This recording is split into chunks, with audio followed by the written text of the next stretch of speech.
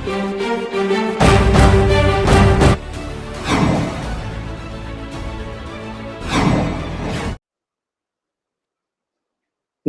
ANN news के खास programme बेबाक बोल में आपका स्वागत है। मेरा नाम है विपिन बेबाक।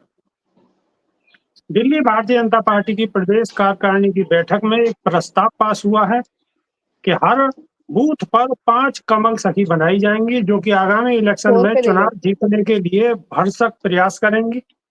इस आदेश के बाद भारतीय जनता पार्टी महिला मोर्चा मुस्तैदी के साथ खड़ा है। साथ ही विपक्ष ये सवाल उठा रहा है, जिसमें चुटकी लेते हुए ये कहा गया है कि भाजपा महिलाओं की कानाफूसी से चुनाव जीतना चाहती है भाजपा। जी, हमारे साथ जो मेहमान हैं वो बता देता हूं आपको। हमारे साथ नेहा गौड़ हैं सपा से, डॉक्टर जीनत अंसारी हैं भाजपा से, डॉक्टर अरुणेश यादव हैं कांग्रेस से। स्वागत है सभी का। तो डॉक्टर जीनत अंसारी, क्या कहेंगे आप?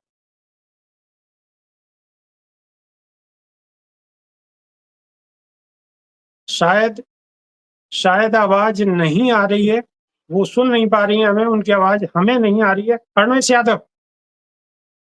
अरुणेश यादव जी, क्या कहेंगे?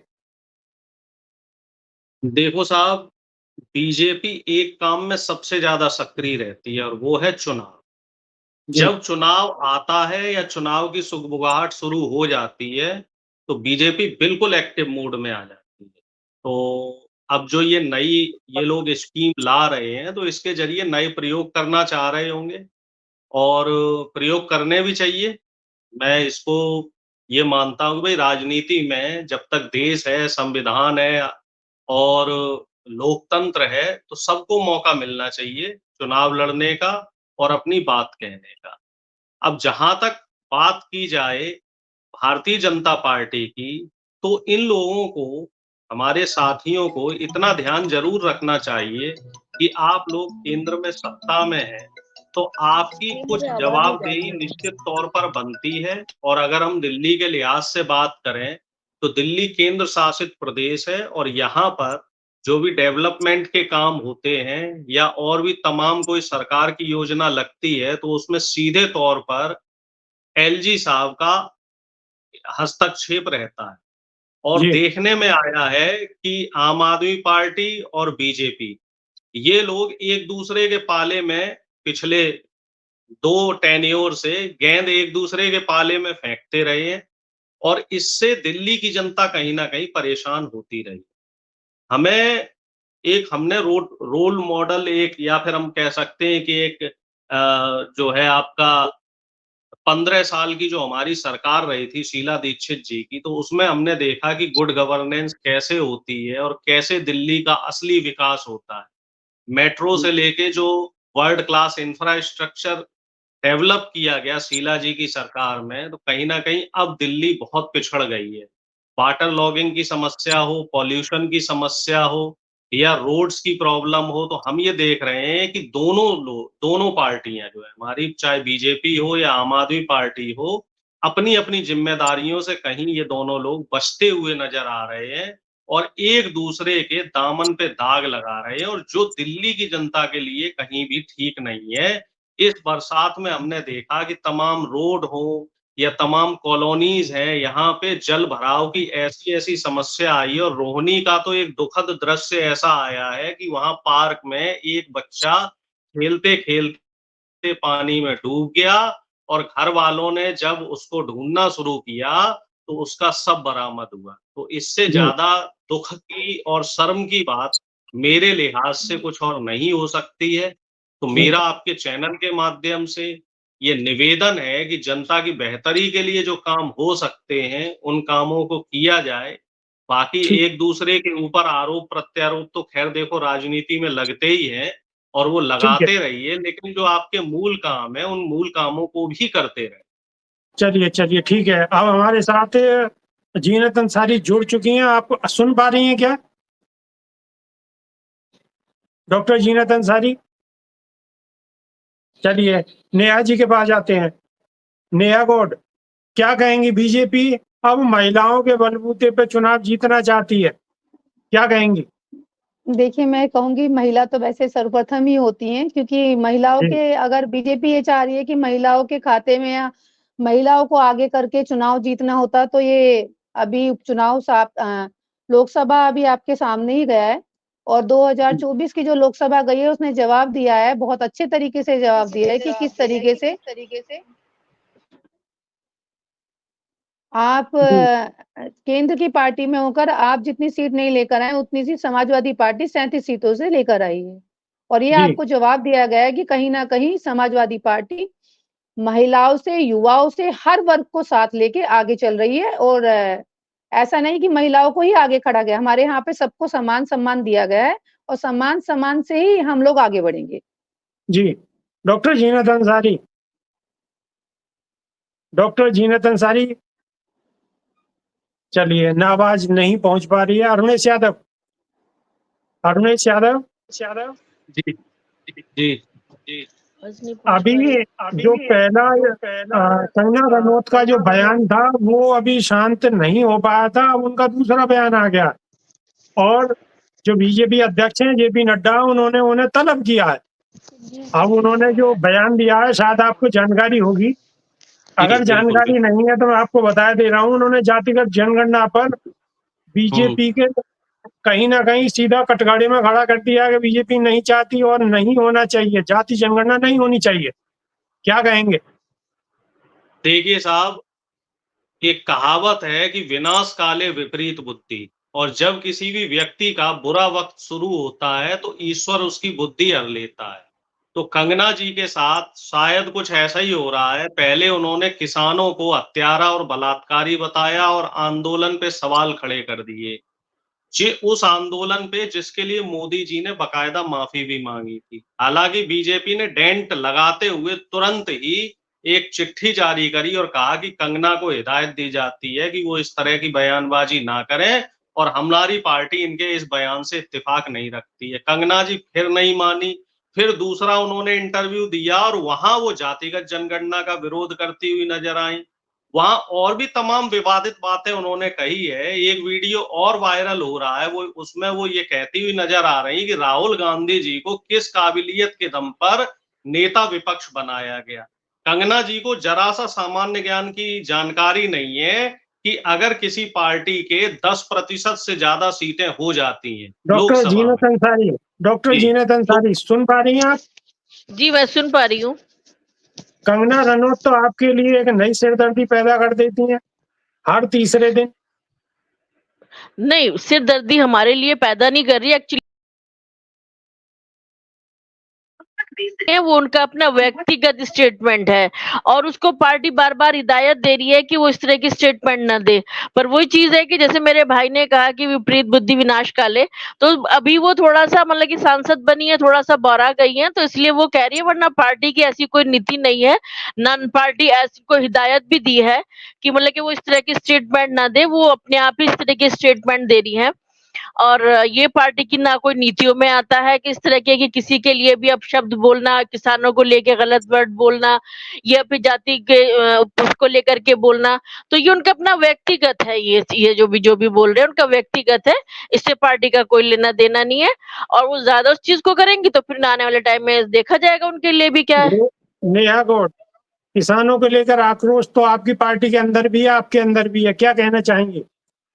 नहीं, मैं देखिए यही कहना आक्रोश चाहूंगी नहीं। नेहा किसानों को गौड़, लेके आक्रोश समाजवादी पार्टी ने हमेशा किसानों का साथ दिया और हमेशा किसानों के साथ हम लोग रहे हैं और जी। लगातार बने रहे हैं। लेकिन मैं यहाँ कहना चाहूंगी कि कंगना रनौत के जो बयान रहे हैं पहले भी महिलाओं को लेके और अब बलात्कार को लेके, तो पार्टी के लिए जो अभी हमारी प्रवक्ता जी भी बैठी थी उनको मैं देखिए, क्योंकि वो इतनी बड़ी प्रवक्ता नहीं है, मैं इतनी बड़ी प्रवक्ता नहीं हूँ, लेकिन मैं ये कहना चाहूंगी निजी तौर से बीजेपी सरकार को ऐसी सांसद को तुरंत निलंबित करना चाहिए उनके पद से, उनको हटाना चाहिए, क्योंकि ऐसी महिला जो किसानों के ऊपर, किसानों ने जो इतना बड़ा आंदोलन किया, किसान जो आज हमारे अन्नदाता हैं, जो हमारे लिए अपनी जान दे गए, 700 किसानों की शहादत को वो भूल, तो एक महिला के साथ बलात्कार हो जाता है और उनके लिए वो एक खिलवाड़ की बात है, क्योंकि वो एक देखिए मैं सीधी सी बात कहूंगी, मीडिया से आई हुई, स्टार चैनल से आई हुई, तो वो बात भी अपने उसके व्यक्तित्व की करेंगी, तो वही बातें वो कर रही हैं। और उसके लिए बीजेपी सरकार को तुरंत उनके लिए इस्तीफा दे लेना चाहिए।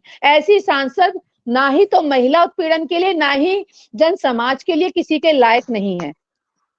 रमेश यादव, अब तो राहुल गांधी के लिए भी कुछ बयान चर्चाओं का विषय बना हुआ है। मनोज तिवारी ने कुछ कहा है राहुल गांधी के लिए, क्या कहेंगे? आप हम तो एक चीज ये मानते हैं कि आप जी रमेश यादव, चलते रहें, आपका जो रास्ता है सच्चाई का, ईमानदारी का और जन सरोकार का, उस पे आप चलते रहें। जो जरूरतमंद लोग हैं देश के, जो देश का किसान है, देश का मजदूर है, युवा है, महिलाएं हैं, उनकी बेहतरी के लिए काम करते रहें। बाकी रास्ते में जब आप काफिले में चलेंगे तो कुछ लोग आपकी तारीफ करेंगे, कुछ लोग आपकी बुराई करेंगे, तो उन चीजों पे ज्यादा ध्यान नहीं देनी है, अपने रास्ते से नहीं भटकना है। और राहुल गांधी जी ने एक बड़ी लकीर खड़ी कर दी है। इस बात को तो देखिए विरोधियों को भी मानना पड़ेगा कि उन्होंने जो राजनीति के आयाम स्थापित किए हैं, जो उनका इमेज कहते हैं ना, इमेज को खराब करने का जो काम किया गया आईटी सेल द्वारा, और अब तो स्मृति जी भी उनकी तारीफ करती हुई नजर आती हैं। स्मृति जी भी कह रही हैं कि हाँ भाई राहुल ने एक नई तरह की पॉलिटिक्स शुरू करी है।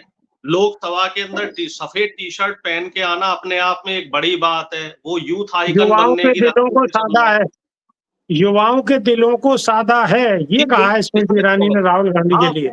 बिल्कुल निश्चित तौर पे भाई यूथ उनको पसंद कर रहा है। उनकी जो व्हाइट टी शर्ट आर्मी बन रही है, और वो जो राहुल जी की जो व्हाइट टी शर्ट है उसकी डेली डिमांड रहती है। मेरे पास भी कई लोगों के फोन आते हैं और लोग कहते हैं कि साहब वो राहुल गांधी जी वाली हमें टी शर्ट चाहिए। वो एक क्रेज बन रहा है राहुल गांधी जी का। और आज आप देख रहे हैं, आज एक वीडियो वायरल हो रहा है जिसमें राहुल गांधी जी युवाओं को जो प्रशिक्षण देते हुए नजर आ रहे हैं, जिसमें वो मार्शल आर्ट सिखा रहे हैं। तो ये एक युवाओं के बीच में जाने का एक तरीका है। कहीं इलाहाबाद जाके वो सोशल जस्टिस, सामाजिक न्याय की बात करते हैं, कहीं बेरोजगारी पे बात करते हैं, कहीं पेपर लीक पे बात करते हैं। और युवाओं के लिए अग्निवीर का जो मुद्दा रहा उसमें राहुल जी खुलकर बोले। यूपी पुलिस की जो परीक्षा गुजरात पे भी खुल के बोले हैं राहुल जी, खुल के बोले।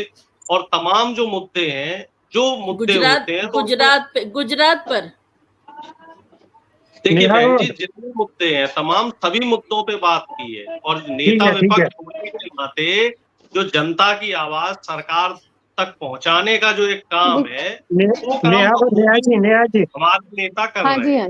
ठीक है, नेहा जी, देखिए मैं जेपी नड्डा बीजेपी अध्यक्ष ने उन्हें तलब किया है, कंगना रनौत को तलब किया है, और अब काफी चीजें बोली होंगी कि भाई हमारी मिट्टी क्यों खराब करवा रहे हो, क्या कहेंगे आप? देखिए मैंने तो पहले कहा कि इस्तीफा लीजिए। तलब क्यों कर रहे हैं? तलब क्यों कर रहे हैं? आप एक महिला जो पूरे किसान, पूरे देश के किसान को गाली दे रही हैं, पूरे देश के खिलाफ किसान को बदनाम कर रही हैं। किसान हमारे अन्नदाता हैं, हमारे भी पूर्वज किसान रहे हैं, तो हम भी ये चाहेंगे कि कहीं ना कहीं बीजेपी सरकार उनसे ये चीजें ना करके सीधा सीधा इस्तीफा ले। तलब करने का क्या हुआ है? तलब तो पता नहीं उन्हें पहले ही कर देना चाहिए था, पहले ही किया था। उसके बाद भी उनके लगातार यही बयानबाजी चलते रहेंगी। जवाब लिए लेते हैं, जीनत अंसारी से लिए लेते हैं कि बिल्कुल बर्खास्त करो ना। लो जीनत अंसारी तो ये के हेलो, देखिए तलब करना तो जरूरी होता है किसी भी बात को। अगर किसी आदमी ने कोई, लेकिन नेहा जी कह रही है कि इससे पहले हवाई अड्डे पे जो केस हुआ था वहीं पर तलब कर लेना चाहिए था, वहां भी तो तलब किया गया था। बिल्कुल सही बात है। जिस टाइम पर किसानों को बोलने के लिए जब एक मुसलमानों के पैगंबर को गाली दे दी जाती है, तो तब तो ना कोई तलब करता है, ना कोई किसी चीज कोई आवाज उठाता है, ना कोई पूछता है। अगर मान लो उन्होंने कुछ किया है तो उनको पार्टी गलत तो कह रही है ना, गलत तो कह रही है ना कि भाई गलत किया है उन्होंने, ये तो नहीं कहा है ना। नुपुर शर्मा तो आपकी पार्टी की थी। बिल्कुल नुपुर शर्मा थी। देखिए उनको बिल्कुल उनका पद छीन लिया गया। आप एक बात सुनिए, आप खुद मुस्लिम हैं और आप खुद धर्म की राजनीति, सिर्फ धर्म के अलावा आपको कोई हिंदू मुस्लिम के अलावा और कुछ नहीं आता है जी? कुछ कभी आप लोगों ने कुछ और बोला? आप लोग क्या करते हैं? आप लोगों ने क्या किया है बताइए? हम लोग धर्म की राजनीति करते ही नहीं है। आप लोग किसी के, क्या Muzaffarnagar, what is that Muzaffarnagar? क्या मुजफ्फरनगर? मुजफ्फरनगर उससे पहले आप किसानों को देखिए, आप सिर्फ मुजफ्फरनगर एक मुजफ्फरनगर के कांड को लेकर आप गुजरात गोधरा कांड याद है मैडम? गुजरात गोधरा कांड याद है? तो आपको मुजफ्फरनगर कांड क्यों याद है? क्यों उससे अपना उसमें मुझे तो याद है, हम तो जवाब दे रहे हैं। जवाब देना चाहिए ना, जवाब देना चाहिए। क्या आपकी जवाब ही दे रहे हैं। पहले आप खुद के उसमें कार्यकाल में देखिए, कुछ मुख्यमंत्री जी के घर में मुझे मुख्यमंत्री जी ने क्या करा आज तक? कौन सा अपराध बच गया? कौन सा महिलाओं पे अपराध, कौन सा महिलाओं पे अपराध बचा? कौन सा महिलाओं पे अपराध बचा है? कौन सा महिलाओं पे अपराध बचा है? आज बेटी बच्चियां बलात्कार की शिकार हो रही हैं। ये है देश की प्रणाली। बाहर में जाने वाली बात ना करें, मर्यादित शब्दों का इस्तेमाल करें प्लीज। कोई हल्की बात ना करें। अरुणेश यादव, अभी मध्य प्रदेश के मुख्यमंत्री का एक बयान आया था। उन्होंने कहा था कि अगर हिंदुस्तान के अंदर रहना है तो जय श्री राम और जय श्री कृष्ण कहना। देखो साहब, मोहन यादव जी पिछड़ी जाति से आते हैं और मोदी जी ने उनको सिर्फ इसी वजह से मुख्यमंत्री बनाया क्योंकि इस समय राहुल गांधी जी पिछड़ों की बात कर रहे हैं। तो मोहन यादव जी से मेरा निवेदन है कि आप सामाजिक न्याय पे बात करें। जो मध्य प्रदेश में 27% आरक्षण आपको पिछड़ों को देना है, उस पे बात करें। अब ये क्या साहब कि हिंदुस्तान में रहना है तो जय श्री राम और जय श्री कृष्ण, और उधर आसाम के जो मुख्यमंत्री जी हैं वो कह रहे हैं कि साहब हम आसाम को मियां लैंड नहीं बनने देंगे। इधर उत्तर प्रदेश से मालूम कर लेते हैं। सर मैं 1 मिनट लूंगा। उत्तर प्रदेश, मध्य प्रदेश, राजस्थान और आसाम, ये सारे तमाम मुख्यमंत्री हिंदू मुस्लिम कर रहे हैं। और उधर तमिलनाडु के जो हमारे मुख्यमंत्री जी हैं स्टालिन साहब, अरबों रुपए का विदेश से निवेश ला रहे हैं। तो बताइए साहब, हमारे देश की जनता को, युवा को, किसान को जो डेवलपमेंट चाहिए कि हिंदू मुसलमान चाहिए? इस बात से मेरी बहन भी इत्तेफाक रखती होंगी और हम अपनी बहन का दर्द समझ सकते हैं कि निश्चित तौर पे पिछले 10 साल में जो काम बीजेपी को जनता की बेहतरी के लिए करना चाहिए, कहीं ना कहीं वहां इन्होंने जनता को मिसलीड किया है। जी मध्य प्रदेश के मुख्यमंत्री का बयान आपको पता ही होगा। तो अगर जो जय श्री राम और जय श्री कृष्ण कहने वाले लोग नहीं है, क्या वो हिंदुस्तान में नहीं रह सकते? क्या कहेंगे आप? नहीं, मैं आपको ये बताना चाहती हूँ कि जय श्री राम और जय कृष्ण कहने वाले जो लोग हैं ना, वो दरअसल वो भगवान श्री राम के और भगवान श्री कृष्ण के भक्ति नहीं है। वो जानते ही नहीं है कि उनकी क्या विचार थी। उन्होंने तो कभी अपने मुंह से कभी किसी बांटने वाली बात नहीं की। उन्होंने तो अन्याय के लिए आवाज उठाई थी। तो इसलिए ये जो लोग कहते हैं, ये ऐसे छोटे जाति के लोग होते हैं जो अपने मन से कहते हैं। इसमें से ये मैं मानती हूँ कि बिल्कुल मैं इस चीज को मानती हूँ कि बीजेपी जो है हिंदू मुसलमान ज्यादा करती है। इस चीज के लिए मैं इत्तेफाक रखती हूँ, उस चीज से मैं कोई दो राय नहीं है। पर ये जो स्टेटमेंट दे रहे हैं उनके खिलाफ आवाज भी उठाती है। ऐसे नुपुर शर्मा का जैसे था, बयान दिया था, तो नुपुर शर्मा के खिलाफ एक्शन भी लिया था। उन्होंने ये भी कहा था, वो तो ये नहीं कहते हैं ना कि जो एक घर का सदस्य होता है, मुखिया होता है, तो जो घर है वो उसके हिसाब से चलता है। तो ऐसा तो नहीं होता है ना कि अगर बच्चा गलती करता है तो उसको फट से घर से बाहर निकाल देते हैं। पहले उसको हिदायत दी जाती है, समझाया जाता है। इसी तरीके से अगर कोई गलती कर रहा है तो थोड़ा समझाया जा रहा है। ये जो मैं इस बात से इत्तेफाक रखती हूँ कि हिंदू मुसलमान की जो राजनीति है वो सभी पार्टी करती है, सिर्फ एक बीजेपी नहीं है। हर एक पार्टी ने मुसलमानों को बांटा है, हर एक पार्टी ने मुसलमानों के साथ में। ठीक है मैम, ठीक है। अपने बीजेपी की जो बहन है उनका ध्यान छतरपुर की घटना पे ले जाना चाह रहा हूँ। छतरपुर में 2 समुदाय के बीच में आपस में पत्थरबाजी हुई। बीच बचाव के लिए एक समाज के मौजिज व्यक्ति को बुलाया गया और बकायदा डीएम साहब ने उन्हें बुलाया था सुलह कराने के लिए, और सुलह कराने गए बेचारे और उनका घर तोड़वा दिया, उनकी गाड़ी भी तोड़वा दी। क्यों? क्योंकि वो मुसलमान है। ना उनके ऊपर कोई आरोप सिद्ध करवाया गया, ना कोर्ट में कोई कार्रवाई हुई, और सीधा बुलडोजर नीति के तहत उनका करोड़ों का घर और उनकी सारी गाड़ियां, जिसमें हो सकता है बुजुर्गों की दवाएं हो, बच्चों की कॉपी किताबें हो। तो इस नीति का मुख्यमंत्री मोहन यादव जी किस तरह से समर्थन कर लेते हैं? और मैं ये पूछना चाह रहा हूं कि हमारी बहन क्या इस तरह की पार्टी का जो क्योंकि मैं मर्म आपका समझ रहा हूं, इसी वजह से मैंने इतना संजीदा सवाल आपसे किया है।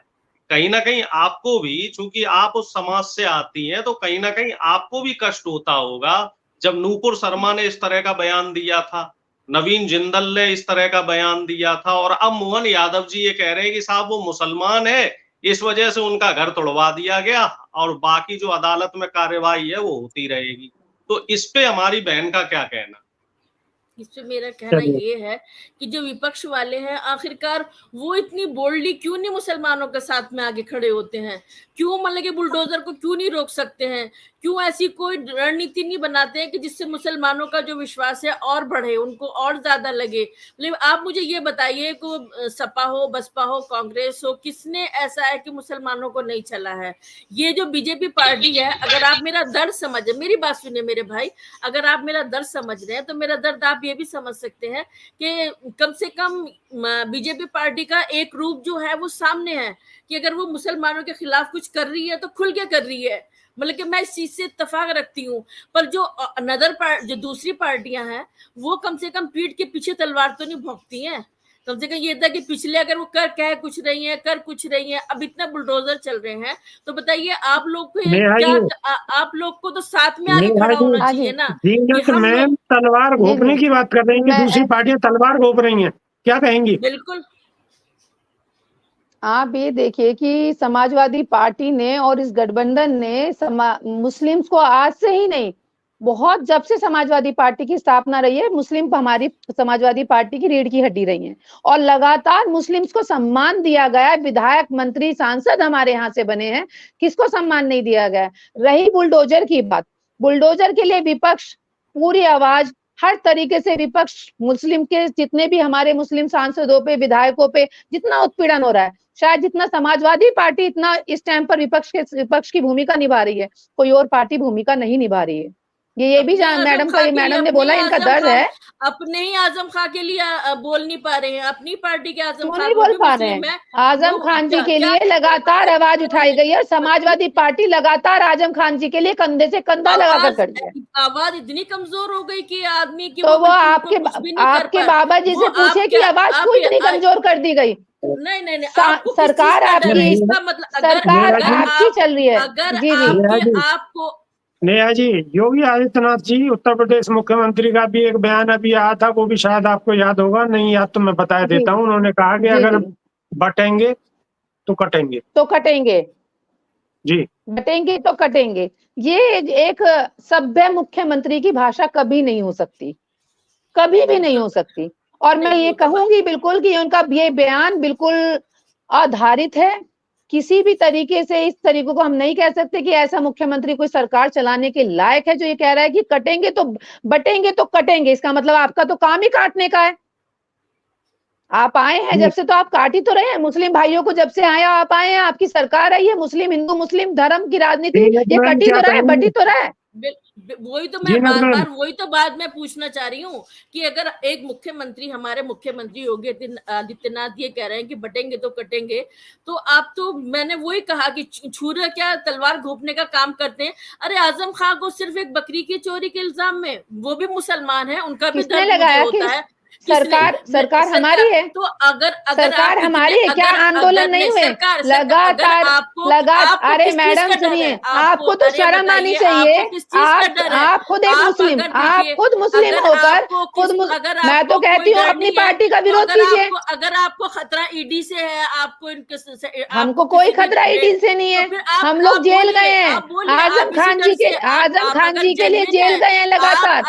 अगर आप जेन्युइन है, शायद आपने आंदोलन नहीं देखे हैं, या आप सच्ची मुस्लिम ही नहीं है। मैं आपको ही कहती हूँ, आप ही सच्ची मुस्लिम नहीं है। ये आप कैसे कह सकती है? ये आप कैसे कह सकती है? आप उस पार्टी में ही नहीं। अगर मैं ब्राह्मण हूँ और मेरे के साथ किसी के साथ ऐसा हो जाए तो मैं तो नहीं रहूंगी। पार्टी के, जब भी तो मैं दूसरे पार्टी के आजम खान के लिए आवाज उठा रही हूँ, तभी तो मैं आपसे कह रही हूँ उठाइए। सच्ची मुस्लिम।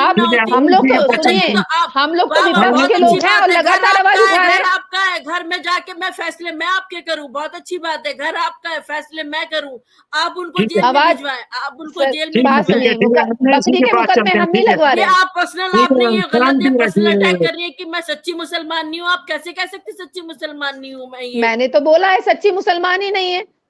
नहीं तो आजम खां के लिए जाके आपको मैं छोड़ पर्सनल दूं, नहीं आपको मैं छोड़ जाएंगे दूं, आप आपको मैं छोड़ अरुणेश दूं जी कि के पास आप चलते हैं। और अरुणेश जी समाजवादी पार्टी लगातार मुस्लिम्स को बचाने के लिए कंधे से कंधा और आजम खान जी को बचाने के लिए कंधे से कंधा लगातार लगाए रखी है, लेकिन यहाँ योगी आदित्यनाथ जी ने आजम खान जी का ऐसा पल्ला पकड़ लिया है कि मुस्लिम को खत्म करने का इरादा उन्होंने कर लिया है। कैसे कैसे भारी पड़ इस्तीफा सकते आप हैं, दीजिए, मुझे मैं समझ थोड़ी ना नहीं है दूंगी कैसे। नहीं तो इस्तीफा, आप आप देंगी ना दीजिए। जवाब। मैं बात क्यों ये दूंगी, चीज़ है, मैं जवाब कैसे दे रही भारी- हूँ, मैं जवाब दे रही हूँ। मैं आपसे मेरा काम सीधी है बात लड़ाई नहीं का, कर रही हूँ, मैं ये कह मेरा रही हूँ कि काम है अगर विपक्ष वो का, कैसे मेरा काम भारी है बचाने का, पड़ जाते हैं, अगर आप मैं- गलत नहीं मेरा है तो काम है भारी बचाने कैसे का। पड़ जाते हैं। थोड़ा शांति रखिए, बहन शांति जी, रखिए मेरा थोड़ा काम सा। है बचाने का। अरुणेश मैं जी, विपक्ष में खड़ी हूँ, मेरा काम है हिंदू ठीक मुस्लिम है नेहा मैम, राजनीति ठीक है, खत्म करने का। ठीक है नेहा मैम। अरुणेश यादव जी अरुणेश जी, अब जो कंगना रनौत का ये नया जो बयान आया है उसमें बीजेपी अध्यक्ष ने उन्हें तलब किया है, तो क्या कयास लगाए जा रहे हैं? देखो साहब, कंगना जी अपनी बयानबाजी और अपने बड़बोलेपन के कारण फंस चुकी हैं और मुझे ऐसा लग रहा है कि उनके ऊपर अब बड़ी कार्रवाई होगी, क्योंकि 2 राज्यों के चुनाव अभी हो रहे हैं। 1 अक्टूबर को हो जाएंगे साहब। एक तो हरियाणा का चुनाव है, यहाँ बीजेपी की हालत वैसे ही खतरनाक है, बिल्कुल मतलब ये लगा लो कि तलवार की नोक पे यहाँ बैठी हुई है बीजेपी। जो किसानों के आंदोलन ने, विनेश फोगाट और पहलवानों के आंदोलन ने, अग्निवीर ने बीजेपी की हालत पहले से ही खराब कर रखी है और ऊपर से आग में घी का काम जो है कंगना जी के बयान ने दिया। दूसरा, जम्मू कश्मीर में भी चुनाव है साहब, तो दोनों जगह जो कंगना का बयान है वो सीधा-सीधा असर डाल रहा है और बीजेपी को कड़ी कार्रवाई करनी पड़ेगी। अगर नहीं तो करी ये तो तो मुझे ऐसा लग रहा है ये सेल्फ गोल हो जाएगा। तो कंगना अरुणेश को जी, ये तो जी। अरुणेश जी, ये तो पार्टी के लिए और मोदी जी के लिए बड़ा सिरदर्द है। बहुत बड़ा, मैं कह तो रहा हूँ पार्टी के लिए एक सेल्फ गोल हो गया कि गोलकीपर ने खुद ही गोल कर दिया, अपने पाले में ही गेंद डाल दी। कंगना का जो बयान है वो इतना दुर्भाग्यपूर्ण है और मैं आपको बताऊं साहब, अभी मध्य प्रदेश में भी चुनाव होने वाले हैं, वहां भी जो बीजेपी गठबंधन है, एनडीए गठबंधन, उसके हालात कोई बहुत ज्यादा ठीक नहीं है और सिर्फ इसी वजह से इन लोगों ने चुनाव को आगे टाल दिया। महाराष्ट्र का चुनाव आगे टाल दिया है सिर्फ इसी वजह से, क्योंकि वहां स्थितियां अच्छा, बहुत प्रतिकूल है इनके। एक सवाल और है रमेश जी, कि जो मुख्यमंत्री योगी आदित्यनाथ का बयान है और जो मध्य प्रदेश के मुख्यमंत्री है उनका बयान है, इन दोनों बयानों को लेकर बीजेपी जम्मू कश्मीर के अंदर कैसे जाएगी? जम्मू कश्मीर, देखो साहब, इस तरह की चीजें आप करोगे और आप सोचोगे कि जनता नहीं देख रही, जनता सब देख रही है। सोशल मीडिया पे तो सारी चीजें आ रही हैं। आप नेशनल मीडिया पे तो ये बयान रोक सकते हो, सोशल मीडिया पे सब चीजें रिकॉर्ड होके आ जाती हैं। अब जम्मू कश्मीर में आप क्या मुंह दिखाओगे? आप बोल रहे हो कि साहब बटोगे तो कटोगे और असम वाले कह रहे हैं कि मियां लैंड नहीं बनने देंगे और मध्य प्रदेश वाले कह रहे हैं कि मध्य प्रदेश में रहना है तो राधे राधे और जय श्री राम कहना है। एक गलत संदेश दे रहे हैं। मुख्यमंत्री या प्रधानमंत्री का जो पद होता है वो संविधान की शपथ लेने के बाद आपके लिए सब बराबर होने चाहिए, चाहे वो मुस्लिम हो, हिंदू हो, चाहे दलित हो, चाहे पिछड़ा हो। ये बटोंगे कटेंगे वाला जो बयान है, ये मुख्यमंत्री जी तब कहाँ चले जाते हैं जब किसी दलित या पिछड़े बहन बेटी या किसी बच्चे के साथ दुराचार होता है और दुराचार करने वाला इनकी पार्टी का होता है, तब तो ये उसे बचाने में लग जाते हैं, तब इन्हें हिंदू हिंदू ध्यान नहीं आता है। उस समय ये लोग अपनी पार्टी और गैर पार्टी देखने लगते हैं। तो इस तरह की जो दुर्भावना वाले जो बयान है, जो दुर्भाग्यपूर्ण है, ये इनको मैं कहूंगा कि साहब दुर्भाग्यपूर्ण बयान है और ये दूरदर्शिता का अभाव और इसमें बीजेपी का जो आला कमान है, आला कमान की कमजोरी है। जो राष्ट्रीय अध्यक्ष है नड्डा साहब, उनकी कमजोरी है और ये उनको भारी पड़ेगा। देखो, मोदी जी तो अपनी सीट बचाने में लगे हुए हैं, उनके पास इस बार स्पष्ट बहुमत नहीं है, तो उनका फोकस तो सिर्फ एक जगह है कि कैसे भी मेरी कुर्सी बची रहे। तो ये बाकी कैसे जो कह अयान सकते हैं? बयान है, ये कैसे कह सकते हैं भाई? क्यों साहब तीसरी बार बैसाखी पे चल रहे हैं, अरे 240 सीटें हैं, बैसाखी पे चल रहे हैं, आप कैसी बात कर रहे हैं सर? आंकड़े तो आपके सामने हैं। कभी नीतीश जी रूठ जाते हैं, कभी चंद्रबाबू नायडू रूठ जाते तो हैं, क्या कभी हो गया? चिराग रूठना पासवान मनाना रूठ चलता जाते रहेगा। हैं, कभी मांझी जी सरकार की रूठ क्या जाते हैं। दिक्कत है? रूठना मनाना मांझी चलता जी कह रहेगा। रहे हैं कि हमें दूसरा मंत्रालय चाहिए। मांझी जी अपने मंत्रालय से खुश नहीं है, वो अपना मंत्रालय बदलवाने में लगे हुए हैं। तो अब जो सर फुटब्बल है एनडीए में वो चल रही है और मोदी जी का ध्यान सिर्फ उसी पे है। संगठन पे ध्यान नहीं है, इसीलिए इतनी अफरा-तफरी मची हुई है। लास्ट कमेंट नेहा जी से लिए लेते हैं। विनेश फोगाट का किसानों ने बहुत भव्य तरीके से स्वागत करा है और शायद एक गोल्ड मेडल मिलता, लेकिन अब गोल्ड की और सिल्वर की बहुत लंबी फेहरिस्त है। क्या कहेंगी लास्ट कमेंट?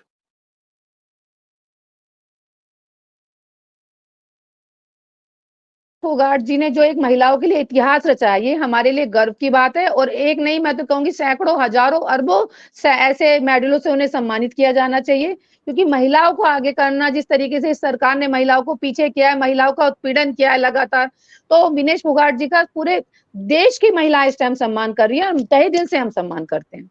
और हर महिला को, और ये भी कहूंगी कि आगे इस तरीके से किसी भी महिला के सम्मान को ठेस ना पहुंचे कि उसे अपने 100 ग्राम वजन घटाने के लिए बाल कटवाने पड़ जाएं, क्योंकि वो किसान की बेटी थी, पहले उन्होंने आवाज उठाई थी। ये हमारे ठीक है, आप हमें समय बिल्कुल इजाजत नहीं देता। ठीक है मैम, आप समय हमें बिल्कुल इजाजत नहीं देता। फिर ठीक है सर, दोबारा नई डिबेट में दोबारा रूबरू होंगे। जब तक के लिए बहुत बहुत शुक्रिया, धन्यवाद। नमस्कार। नमस्कार।